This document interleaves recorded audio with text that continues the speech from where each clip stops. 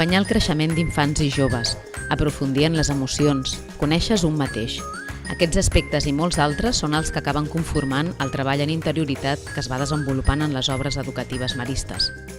La intenció dels equips de pastoral és que en un futur no gaire llunyà els diferents països que integren la província treballin la interioritat de manera similar, a partir d'un marc comú que s'està elaborant, del qual se n'ha presentat l'estructura i els pilars bàsics a la trobada d'obres educatives que s'ha celebrat l'última setmana de gener a l'Hermitage. Des de l'equip de pastoral provincial expliquen que els educadors tenen 3 reptes per endavant en aquest terreny. El primer, donar resposta a un repte social, un món de la immediatesa, un món de la imatge, un món on costa anar a la profunditat de les coses.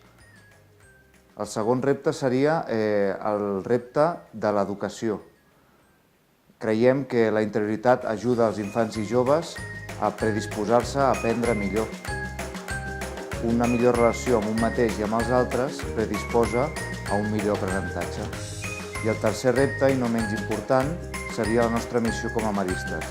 La nostra missió de caminar amb els infants i joves i ajudar-los a trobar un sentit ple a les seves vides.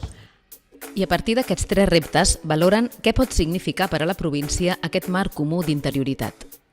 Tot això hauria de desembocar en un marc comú d'interioritat on tots els educadors i educadores podran utilitzar-lo per crear les seves sessions, les seves activitats, les experiències d'interioritat integrades dins de l'acció educativa perquè els infants i joves puguin gaudir-ne i fer camí amb aquestes experiències.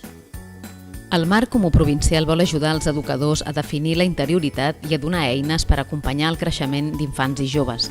Segons les persones que integren l'equip de pastoral, cal saber copsar que la interioritat té un paper transversal en el creixement de la persona. També en aquest àmbit, els maristes treballem en xarxa.